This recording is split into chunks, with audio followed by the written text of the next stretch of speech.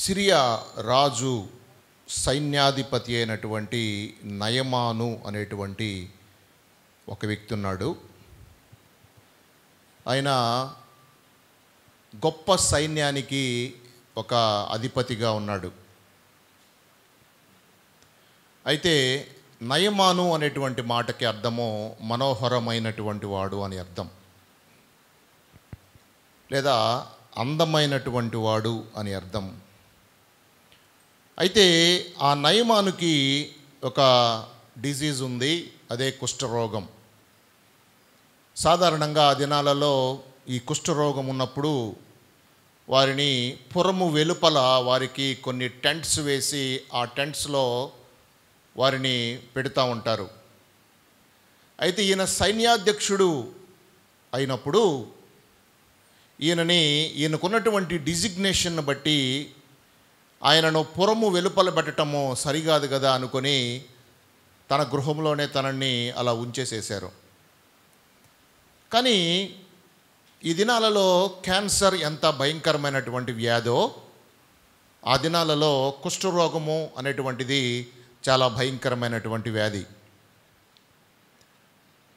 క్యాన్సర్ని క్యూర్ చేయటానికి ఎన్నో కీమోథెరపీలు చేస్తూ ఉంటారు. కానీ ఆ దినాలలో ఈ కుష్ఠరోగాన్ని క్యూర్ చేయటానికి ఏ విధమైనటువంటి మెడిసిన్స్ కూడా లేవు ప్రియులారా. అయితే ఎవరైతే ఈ కుష్ఠరోగము కలిగి ఉంటారో వారు ఊరి వెలుపల నివాసం చేస్తుంటారు. వారికి ఆహార పదార్థాలన్నీ కూడా ఆ ఊర్లో ఉన్నటువంటి దేవాలయంలో నుంచి వారికి ఆహార పదార్థాలన్నీ కూడా సప్లై చేయటం జరుగుతుంది. అంత పెద్ద వ్యక్తికి డిసీజ్ రావటం వలన చాలా అవమానకరంగా బాధపడుతున్నాడు, ఫీల్ అవుతూ ఉన్నాడు. అయితే ఆ దేశంలోనికి మనం చూసినప్పుడు ఇందాక అతడు మహాపరాక్రమశాలి అయి ఉండెను, కానీ అతడు కుష్ఠరోగి. ఒకే ఒక్క మైనస్ కనబడుతుంది ఆయన జీవితంలో. బాగా పరాక్రమశాలి, బలమైనటువంటి యుద్ధాలు చేసినటువంటి వాడు, శత్రువులపై జయము సాధించినటువంటి వాడు, మంచి పేరు ప్రఖ్యాతులు పొందినటువంటి వాడు. కానీ ఒకే ఒక్క నెగిటివ్ పాయింట్ ఏంటంటే ఆయనకు ఉన్నటువంటి ఆ యొక్క అనారోగ్యం ప్రియులారా. సరే, బాగానే ఉంది, ఆయనకు అనారోగ్యం ఉంది. అయితే దాన్ని ఎలాగోలాగా నయం చేసుకోవాలని అంటే ఆలోచన అతనికి కూడా ఉంది.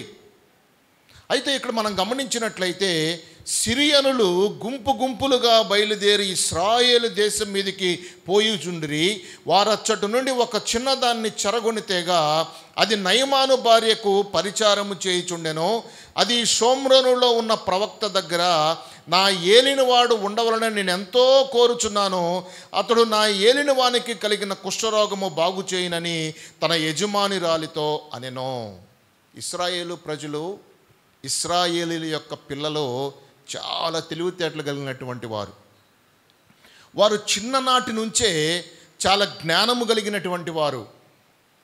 మీరు షడ్రక్ మేషక్ అబేద్నెగో అనేటువంటి ప్రజలను చూసినా, యోసేపును చూసినా, ఇలాగ ఇశ్రాయేలు బాలుర్ని ఏం చేస్తారంటే వీళ్ళు ఒక దేశము ప్రక్కన ఉన్నటువంటి దేశంలో ఉన్నటువంటి రాజులు ఆ దేశంలో ఉన్నటువంటి యవనస్తులని దొంగతనంగా తీసుకొని వచ్చి వీరి దేశాలలో ఆ రాజుల క్రింద, రాణుల క్రింద వారు పనిమంతులుగా వారిని చేసుకొని వారి ద్వారా ఎంతో లబ్ధి పొందినటువంటి రాజులను మనము అనాది కాలంలో యోసేపు జీవితం నుంచి మనం చూస్తూ ఉంటాం ప్రియులారా. ఒక చిన్న అమ్మాయిని వాళ్ళు ఏం చేశారంటే ఇశ్రాయేల్ దేశం మీద దండెత్తి ఒక చిన్న పాపను తెచ్చుకున్నారు. మా ఇంట్లో మా ఆవిడకి లేదా రాజుగారి దగ్గర పని చేయడానికి ఈ అమ్మాయి ఉపయోగపడుద్దని చెప్పి ఆ అమ్మాయిని తీసుకొని వచ్చారు. ఆమె ఏం చేస్తుందంటే, చిన్నపిల్లలు ఆ దినాల్లో వారు చాలా బానిసలుగా నివాసం చేస్తున్నారు. రెక్కాడితే డొక్కాడని జీవితాలు, సరిగా ఆహారం ఉండదు, సరిగా తినడానికి ఆహారం ఉండదు, ఎప్పుడు కూడా గాడిద చాకరీ చేయాలి, పనులు చేయాలి, కష్టపడాలి. 24 అవర్స్లో ఒక సమయము రెస్ట్ తీసుకోవాలి అనేటువంటి సమయము కూడా ఉండేటటువంటిది కాదు ఆ దినాల్లో ప్రియులారా. అలాంటి క్లిష్టమైనటువంటి పరిస్థితులలో ఈ చిన్నది ఈ యొక్క రాజుగారి భార్య దగ్గర పరిచర్య చేస్తూ ఉంది. ఆమెకు కొన్ని సహాయ సహకారాలను అందిస్తూ ఆమె దగ్గర పనిచేస్తూ ఉన్నటువంటి దినాలలో ఈ చిన్నమ్మాయి అనుకుంటుంది, పాపం ఈయనకేంటి కొంచెం అనారోగ్యంగా ఉన్నట్లుందే అని చెప్పి ఆయన్ని చూసినప్పుడల్లా ఈమెకు, ఈ పాపకు అనిపిస్తూ ఉంది, ఈమెంది ఈయనకి ఏదో రోగం ఉన్నట్టుందే, బాగలేదే ఈయనకి పరిస్థితి, ఈయన ఇక్కడ కాదే ఉండాల్సింది, ఈయన షోమ్రోన్లో మా ప్రవక్త ఉన్నాడే, ఆ ప్రవక్త దగ్గరికి ఈయన పంపించినట్టయితే మా యజమానుడు బాగుపడతాడే అని చెప్పి అనుకుని ఏం చేసిందంటే, ఒకరోజు ఆయనకు చెప్పింది ఆ మాట చెప్పినప్పుడు నయమాను రాజునొద్దకు పోయి ఇశ్రాయేలు దేశపు చిన్నది చెప్పిన మాటలను అతనికి తెలియజేయగా, సిరియా రాజు, నేను ఇశ్రాయేలు రాజునకు దూత చేత పత్రిక పంపించదనని ఆజ్ఞ ఇచ్చెను గనుక అతడు 20 మణుగుల వెండి, 1,60,000 రూపాయల బంగారును, 10 దుస్తుల బట్టలను తీసుకొని పోయి ఇశ్రాయేలు రాజునకు పత్రికను అప్పగించెను. ఆ పత్రికలో ఉన్న సంగతి ఏదనగా, నా సేవకుడైన నయమానుకు కలిగిన కుష్ఠరోగము నీవు బాగు చేయవలనని ఈ పత్రికను అతని చేత నీకు పంపించి ఉన్నాను. ఇశ్రాయేలు రాజు ఆ పత్రిక చదివి వస్త్రాలు చింపుకున్నాడు. ఏం తీసుకెళ్ళి ఎవరికి ఇచ్చాడంటే, ప్రవక్తకి ఇవ్వకుండా రాజుకు తీసుకెళ్ళి పత్రిక ఇచ్చాడు. రాజుకు తీసుకెళ్ళి పత్రిక ఇస్తే రాజు అంటున్నాడు, అసలు ఎంతో కోపం తెచ్చుకున్నాడు రాజు, ఇదేంట్రా నాకు పత్రిక తీసుకుని వచ్చి వేరే దేశపు రాజు నాకు ఈ పత్రికను పంపిస్తాడా, అంతే నన్ను ఎగతాళి చేస్తున్నాడా అన్నటువంటి విధంగా ఈయన ఏం చేశాడంటే, నిలబడి సింహాసనం మీద నుంచి తనకున్నటువంటి రాజవస్త్రాలు చింపేసుకొని చాలా కోపంగా ఈ యొక్క వ్యక్తి మీద ఆయన చాలా కోపపడుతున్నట్లుగా మనం చూస్తూ ఉన్నాం ప్రియులారా. కొంచెం క్రిందికి మనం చదివినట్లయితే, ఒకనికి కలిగిన కుష్ఠరోగము మాన్పుమని నా యొద్దకు ఇతడు పంపుట ఏంటి, నాతో కలహమునకు కారణము అతడు ఎట్లు వెదకుచున్నాడో మీరే ఆలోచించుకొనుడి. ఇశ్రాయేలు రాజు తన వస్త్రాన్ని చింపుకొనిన సంగతి దైవజనుడైన ఎలీషా వినినప్పుడు అతడు, నీ వస్త్రములు నీవెందుకు చింపుకొంటివి, ఇశ్రాయేలులో ప్రవక్త ఉన్నాడని అతనికి తెలియబడినట్లు అతనిని నా యొద్దకు రానిమ్ము అని రాజునకు వర్తమానం చేసెను.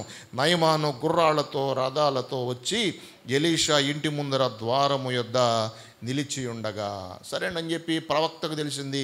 ఈ స్టోరీ అంతా కూడా మనందరికీ తెలుసు. ప్రవక్తకు తెలిసింది, సరే ప్రవక్త అన్నాడు, నా దగ్గరికి పంపించాలని, నేను చూస్తానులే, నేను ప్రార్థన చేస్తానులే అని చెప్పాడు. సరేనని చెప్పి ప్రవక్త ఇంటి దగ్గరికి వచ్చి ఈ నయమాను రథం మీద వచ్చి ఆ రథం మీద అట్ట కూర్చొని వెయిట్ చేస్తున్నాడు. ప్రవక్త వచ్చి ఆయన ఇన్వైట్ చేస్తాడేమో అని చెప్పి వెయిట్ చేస్తూ ఉన్నాడు. వెయిట్ చేస్తూ ఉంటే ప్రవక్త బయటికి రావట్లేదు. నయమానేమో రథం మీద కూర్చొని అట్లాగే ఉన్నాడు. ప్రవక్త బయటికి రావట్లేదు, అలాగే కూర్చొని ఉన్నటువంటి ఆ పరిస్థితుల్లో చాలా కోపం తెచ్చుకున్నాడు నయమాను. ఇదేంటి, నేను వచ్చి ఇక్కడ వెయిట్ చేస్తుంటే, నేను ఇంత పెద్ద పొజిషన్లో నేనుంటే ప్రవక్త ఇంట్లో నుంచి బయటకు వచ్చి నాకు ఏదో ఒక డెసిషన్ చెప్పి వెళ్ళకుండా అలాగే ఉన్నాడేంటి అని చెప్పి అనుకున్నప్పుడు, సరే కొంతసేపటికి మనం అక్కడ చదివినట్లయితే ఎలీషా, సరే ఈయన ఏం చేశాడంటే, నయమాను గుర్రాలతో రథాలతో వచ్చి ఎలీషా ఇంటి ద్వారం ముందర నిలబడ్డప్పుడు ఎలీషా, నీవు యోర్దానికి పోయి 7 మార్లు స్నానం చేయిపో అని చెప్పి అన్నాడు. చూడండి, సొసైటీలో ఒక మంచి పొజిషన్ కలిగినటువంటి వ్యక్తి నయమాను, కాకపోతే కుష్ఠరోగం ఉంది. వెళ్ళిపోయి అక్కడ యోర్దాన్ నది ఉంది కదా, యోర్దాన్ నదిలో 7 మార్లు మునగండి, మునిగితే బాగా పెద్దలు వెళ్ళండి అని చెప్పి అన్నాడు. అసలు ఆ మాటకి ఈయన చాలా బాధపడిపోయాడు. ఇదేంట్రా, నేను ఎక్కడి నుంచి వచ్చాను, ఎంత దూరం ప్రయాణమై వచ్చానో, ఈయనేంటి ఇంత సింపుల్గా ఆ ప్రాంతం యోర్దాను నదిలోనికి వెళ్ళి 7 మార్లు మునగమంటున్నాడు ఏంటి, అసలు మా దేశంలో ఉన్నటువంటి నదులేంటి, ఈ దేశంలో ఉన్నటువంటి ఈ నదిలో మునగమంటున్నాడు ఏంటి, మా దేశంలో ఎంతో ప్రాముఖ్యమైనటువంటి నదులు, ప్రఖ్యాతిగాంచినటువంటి నదులు, జీవనదులు ఉన్నాయి, మా దేశంలో 365 రోజులు ప్రవహించగలిగినటువంటి గొప్ప నదులు ఉన్నాయి కదా, అయితే ఈయనేంటి యోర్దాను నదిలోకి వెళ్ళి మునగమంటున్నాడు అని చెప్పి చాలా కోపగించుకున్నాడండి. ఆయన యొక్క పొజిషన్ను బట్టి ఆయన ప్రవక్త మీద కోపం తెచ్చుకున్నాడు. సరేనని కొంతమంది గమనించినట్లయితే, అయితే చూడండి, అందుకు నయమాను కోపము తెచ్చుకొని తిరిగిపోయిట్లనను అతడు నా యొద్దకు వచ్చి నిలిచి తన దేవుడైన యెహోవా నామమును బట్టి తన చెయ్యి రోగముగా ఉన్న స్థలము మీద ఆడించి కుష్ఠ రోగమును మాన్పునని నేను అనుకొంటిని. దమస్కు నదులైన అబానాయిను, పర్పరును, ఇశ్రాయేలు దేశంలోని నదులన్నిటికంటే శ్రేష్టమైనవి కావా? వీటిలో స్నానము చేసి శుద్ధి నొందలేదా అని అనుకొని రౌద్రుడై తిరిగి వెళ్ళిపోయాడు. చూడండి, కోపం మీద ఈ నయమాన్ ఏం చేశాడంటే, అసలు ప్రవక్త అన్నటువంటి వాడు నా దగ్గరకు వచ్చి నన్ను పిలిచి నా మీద చేతులుంచి నాకు ఎక్కడైతే కుష్ఠం రోగం ఉందో ఆ రోగం మీద చేయబెట్టి నా కొరకు ప్రార్థించాలి కదా. మరి ప్రవక్త అన్నటువంటి వాడికి అంత గర్వం ఏంటి? అసలు నాకు ఈ నదులొద్దు, ఈ యోర్దాను ప్రాంతంలో నేను స్నానమే చేయనని చెప్పేసేసి తిరిగి వాళ్ళ దేశానికి ఆయన ప్రయాణమై వెళ్ళిపోయాడు. ప్రియులారా, అయితే అతని దాసులలో ఒకడు వచ్చి, నాయన, ఆ ప్రవక్త ఏదైనా ఒక గొప్ప కార్యము చేయునని నియమించినట్ల నీవు చేయకుందవా? అయితే స్నానము చేసి శుద్ధుడవు కమ్మను మాట దానికంటే మేలు కదా అని చెప్పినప్పుడు అతడు పోయి దైవజనుడు చెప్పినట్లు యోర్దాను నదిలో 7 మార్లు మునిగినప్పుడు, 1, 2, 3, 4, 5, 6, 7 సార్లు మునిగి పైకి లేవగానే ఎటైందంటే దేహము పసిపిల్లల దేహంలాగా ఆయన దేహము అయిపోయింది. పసిపిల్లల దేహములాగా ఈ నయమాను యొక్క దేహము చాలా స్మూత్గా అయిపోయి యోర్దాను నదిలో నుంచి ఈ యొక్క నయమాను బయటకు వస్తా ఉన్నాడు. ఆశ్చర్యపోయాడు, తన దేహాన్ని చూసుకున్నాడు. ఒరే, ఎంత నీట్గా ఉంది! యోర్దాను నది ఎంతో శ్రేష్టమైనటువంటి నది. యోర్దాను నదిలో మునగమని దైవజనుడు చెప్పాడు. ఇప్పుడు నేను మునిగాను, దేవుడు నన్ను స్వస్థపరిచాడు అని చెప్పి ఆయన సంతోషంగా మరలా ఆ ప్రాంతం నుంచి తిరిగి, చూడండి, అప్పుడు అతడు తన పరివారముతో కూడా దైవజనుని దగ్గరికి వచ్చి అతని ముందర నిలిచి, చిత్తగించుము, ఇశ్రాయేలీలో ఉన్న దేవుడు తప్ప లోకమందంతటి యందు మరి యొక్క దేవుడు లేడని నేను ఎరుగుదును. ఇప్పుడు నీవు నీ దాసుడనైన నా యొద్దకు బహుమానము తీసుకొనవలసిందని చెప్పి చెప్పగా, ఎలీషా, ఎవని సన్నిధిని నేను నిలబడి ఉన్నానో ఇశ్రాయేలు దేవుడైన యెహోవా జీవము తోడు నేను ఏమీ తీసుకొనను అని చెప్పాను. నయమాన్ అతనిని ఎంతో బతిములాడినను, అతడు ఒప్పుకొనకపోయాను. అప్పుడు యెహోవాకు తప్ప దహన బలినైనను మరి ఏ బలైనను ఇతరుల దేవతలు నేను అంగీకరింపను అని చెప్పి ఆయన ఆ యొక్క నయమానుతో చెప్పినట్లుగా మనం జ్ఞాపకం చేసుకుంటూ ఉన్నాం.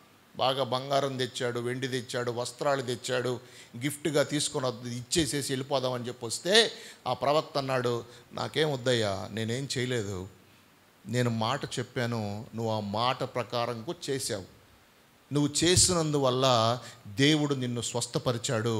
యోర్దాను నది మంచి నది, అది శ్రేష్టమైనటువంటి నది, కాబట్టి దేవుడే నిన్ను బాగు చేశాడు అని చెప్పినప్పుడు ఈయన అంటున్నాడు కదా నయమాను, ఇశ్రాయేలు వారు పూజించేటటువంటి దేవుడు తప్ప మరి ఏ దేవుడు లేడు. ఆయన చాలా గంభీరమైనటువంటి దేవుడు, ఆయన స్వస్థపరిచేటటువంటి దేవుడు, ఆయన ఆశ్చర్య కార్యాలు చేసేటటువంటి దేవుడు అని ఇక్కడ మనము వాక్య భాగంలో జ్ఞాపకం చేసుకుంటూ ఉన్నాం. ఇది అంతా కూడా 7 మార్లు మనము మునిగి 7 మార్లు నయమాను మునిగి పైకి లేపబడటం వలన ఆయన స్వస్థపరచబడ్డాడు. ఆత్మీయ జీవితంలో కూడా మనం చూసినట్లయితే 7 విషయాలను దేవుని బిడలమైనటువంటి మనము ఈ లోకంలో కలిగి ఉండవలసిన ఆవశ్యకత ఎంతైనా ఉన్నది. ఆత్మీయతలో మనం గమనించినట్లయితే 7 విషయాలు. మొట్టమొదటిది వినడము, రెండవది విశ్వసించటము, మూడవది ఒప్పుకోవడము, నాలుగవది మారు మనస్సు పొందటము, ఐదవది పశ్చాత్తాపపడటము, ఆరవది బాప్తిస్మం పొందటము, 7వది ప్రార్థన చేయటం అన్న విషయాన్ని మనము జ్ఞాపకం చేసుకోవాలి. ప్రార్థన చేయటం అన్న విషయం, 7 విషయాలు, 7 మునకలు ఇవి. నయమాను 7 మునకల మునికి ఎలాగైతే పసిపిల్లల దేహాన్ని ధరించుకొని పైకి లేచాడో అలాగే 7 స్థితులను క్రైస్తవులమైనటువంటి మనము ఈ దినాల్లో కలిగి ఉండాలి. వీటిలో ఏదైనా సరే తప్పిపోయినప్పుడు ప్రియులారా మనము ప్రభు దగ్గరికి వచ్చి అడగవలసినటువంటి వారమైనట్లుగా నేను మీకు జ్ఞాపకం చేస్తాను. బాప్తిసం పొందిన తర్వాత, బాప్తిసం పొందాను, నాకు ఆ టికెట్ రెడీగా ఉందిలే, మనం ఎట్టైనా జీవించవచ్చులే అనుకుని ఎట్టపడితే జీవించారు అనుకోండి, ఎన్నైతే విడిచిపెట్టిపోయినాయో 7 పోతాయి అనుకోండి, 77 తీసుకొని వస్తాయి.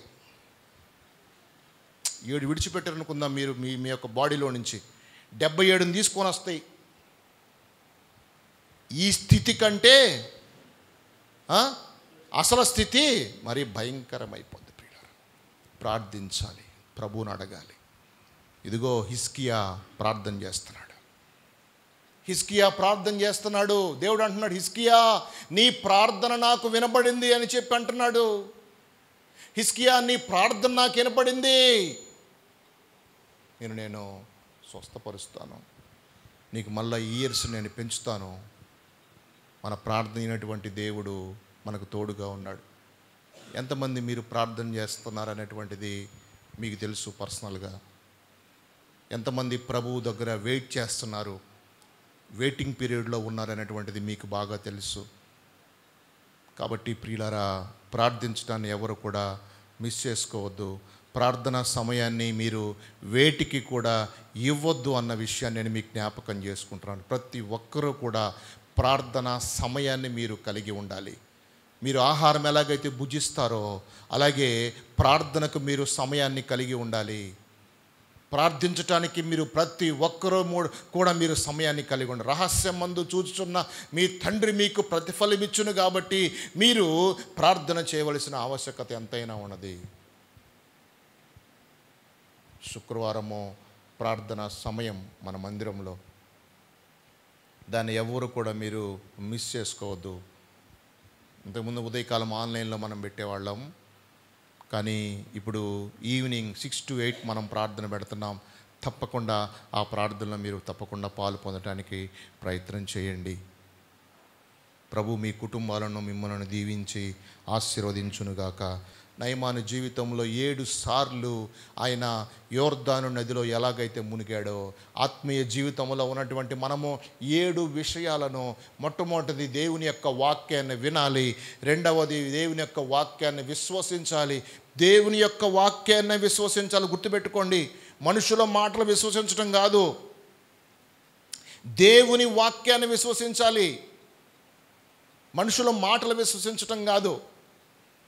ఆ అక్క చెప్పింది, ఈ తమ్ముడు చెప్పాడు, వాడు చెప్పాడు, వీళ్ళందరూ చెప్పినవి కాదు. దేవుడు నీతో కూడా మాట్లాడతాడు, నీకేం చెప్తున్నాడు. 2 విశ్వసించాలి. 3వది ఒప్పుకోవాలి. 4వది మారు మనస్సు పొందాలి. 5వది పశ్చాత్తాపపడాలి. 6వది బాప్తీసం పొందాలి. 7వది ప్రార్థన చేయాలి. కాబట్టి మీ అందరూ కూడా మంచి అనుభవంలో ఉండాలని నా యొక్క ప్రార్థన ఉన్నది. బాప్తీసం పొంది దేవునికి ఇష్టమైన బిడ్డలుగా మనందరము నివాసం చేసి దేవుని కృపలో మనందరము దీవెనకరంగా ఆశీర్వాదకరంగా ఉండాలని ప్రార్థన చేసుకుందాం. దయచేసి అందరం కళ్ళు మూసుకుందాం, ప్రార్థన చేసుకుందాం.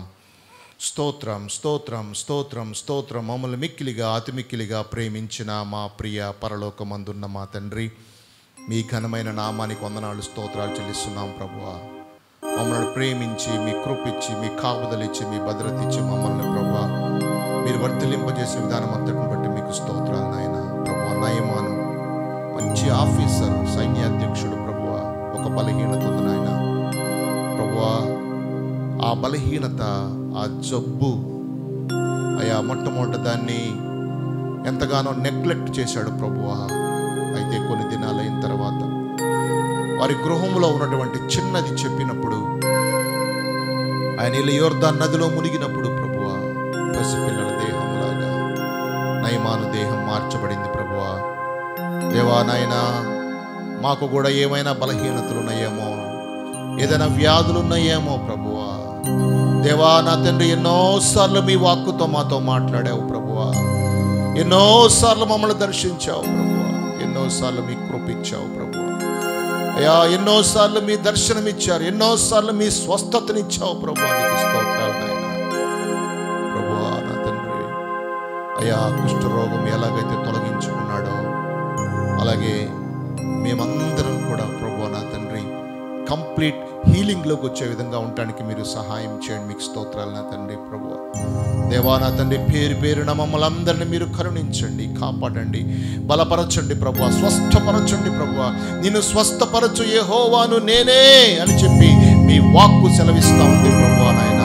ఈ లోకంలో స్వస్థత లేదు, కానీ ప్రభువా నిన్ను స్వస్థపరచు యెహోవాను నేనే అని చెప్పి మీరు వాగ్దానం ఇచ్చారు. నీతిమంతుని ప్రార్థన మనఃపూర్వకమైనదై బహు బలము కలిగి ఉండును అని చెప్పి మీరు సెలవిచ్చారు ప్రభువా. మీకెవరికైనా సరే నా తండ్రి అయా సంతోషం వచ్చిందా, మీరు కీర్తనలతో నామాన్ని గణపరచండి.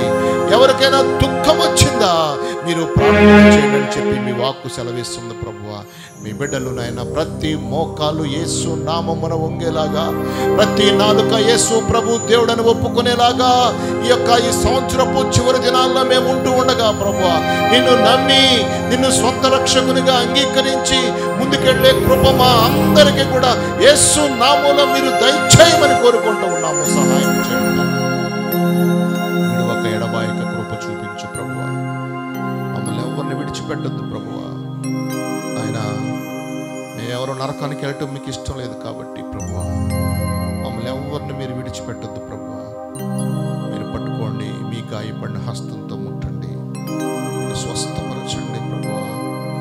ఆయన నీ పేరు పెట్టబడినటువంటి నీ బిడ్డలు తమను తాము తగ్గించుకొని ప్రార్థన చేసి నన్ను వెదకి తమ చెడు మార్గమును విడిచినట్లా ఆకాశము నుండి నేను వారి ప్రార్థనను విని వారి దేశమును స్వస్థపరచుదును అని మీ వాక్కు సెలవిస్తూ ఉంది. కాబట్టి మా దేశం మీదకి స్వస్థతను అనుగ్రహించండి, మా మందిరం మీదకి మీ ఉదయ కాంతిని అనుగ్రహించండి ప్రభువా. మీ శక్తి మాకు దయచేయండి ప్రభువా. ఈ కార్యక్రమం వీక్షిస్తున్న ప్రతి బిడ్డను మీరు బలపరిచి దీవించి ఆశీర్వదించి ప్రభువా నా తండ్రి మీ నామానికి మహిమ తెచ్చుకోమని. వారికి ఉన్నటువంటి బలహీనతలన్నీ, వారికి ఉన్న అనారోగ్యం అంతా కూడా నయమాను ఎలాగైతే పసిపిల్ల దేహాన్ని కలిగి నూతనమైనటువంటి స్థితిలోనికి వచ్చాడో ప్రభువా, అలాగా ప్రతి బిడ్డ కూడా నూతన పరచబడి నూతన ఆశీర్వాదాలకు పాత్రులయ్యే విధంగా ఉండటానికి మీరు సహాయం చేస్తారని దేవునితో నింపినందుకు వందనాలు స్తోత్రాలు చెల్లిస్తూ నజరేయుడైన యేసుక్రీస్తు నామమున ప్రార్థించి వేడుకొనుచున్నాను పరమ తండ్రి.